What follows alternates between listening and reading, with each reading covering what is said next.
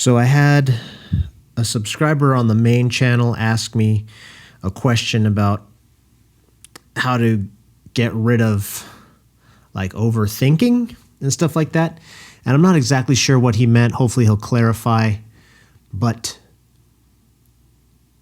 when it comes to thoughts and overthinking, I am definitely very experienced in this. Paralysis by analysis, ruminations, intrusive thoughts, and stuff like that. So when it comes to rumination, playing scenarios over and over in your head about what could go wrong and all the ways that you'll try to be prepared for it. Things that did go wrong in the past and all the ways that you would have defended yourself or you could have. All the ways that someone that you just had an altercation with was wrong. How you're going to deal with a possible scenario that could maybe happen. Things of this nature. And you keep repeating it over and over. It's cyclical thinking, and you can stay stuck there for hours. This obsessed my life since I was a kid. I had a very active imagination, and then that sort of turned into thinking about potential real-life scenarios or things that have happened in real life.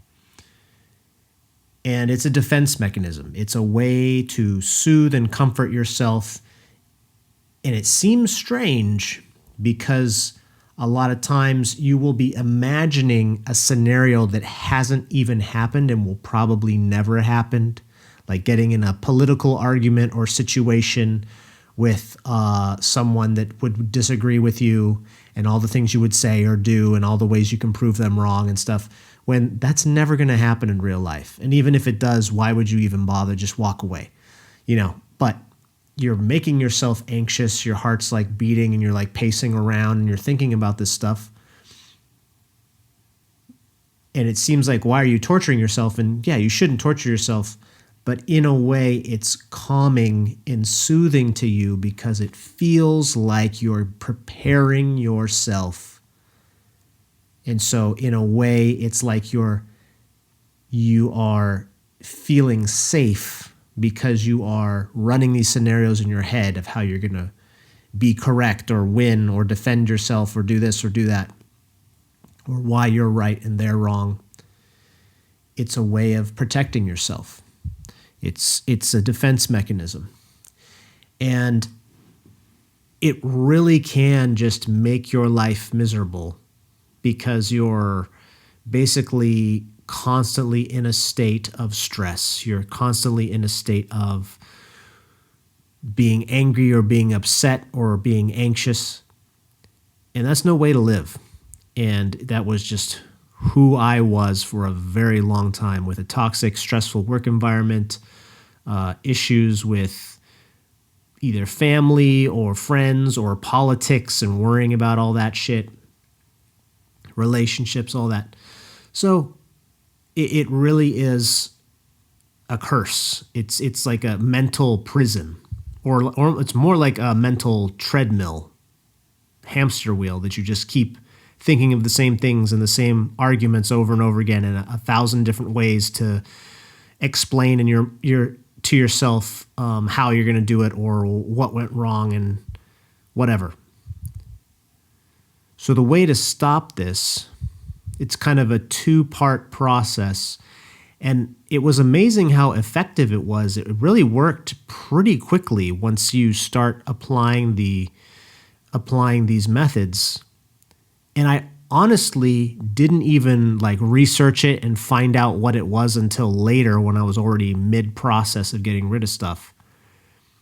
But what I started doing, and I think it started with a major breakup that I had, and I was constantly thinking of all the ways that somehow it could work out, and if only she would do this, and then I'll say this, and then she would have to do this, and how am I going to tell her family if they ever? And none of this is ever going to happen. I'm never going to see her family. You know what I mean? It's so stupid.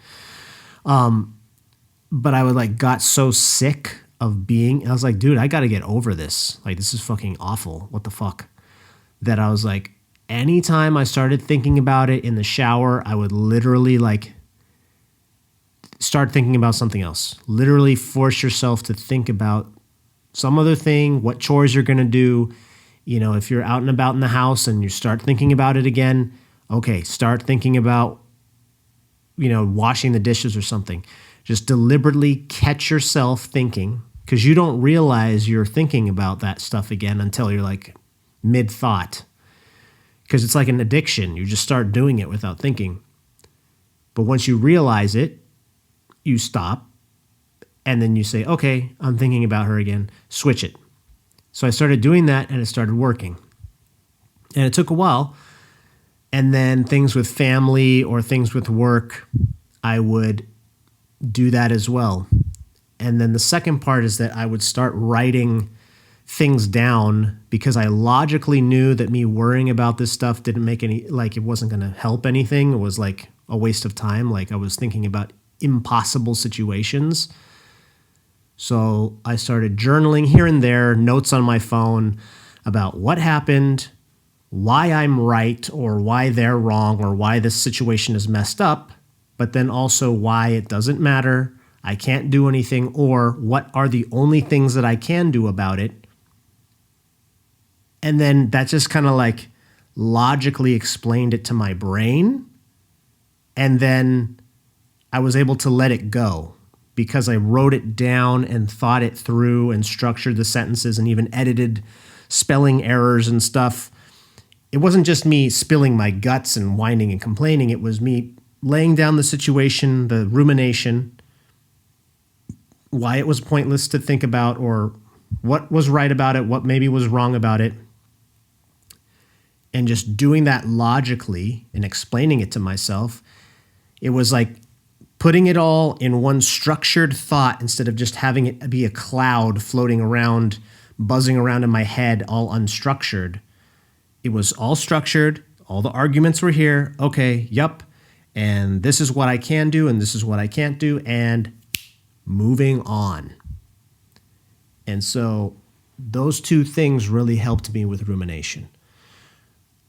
And so I really, hold on one second.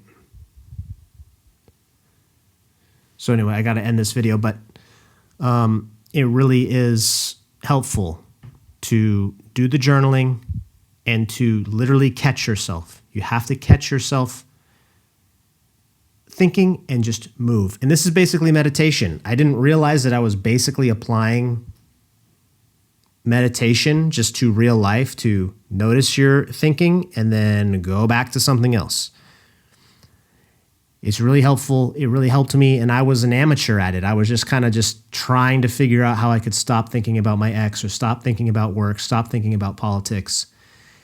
And it really has helped a lot. I still have obsessive thoughts. I still worry about things, but man, it's nothing compared to just hours and hours stewing and walking around, pacing, just lost in my head, and over nothing, over imaginary things that will never happen.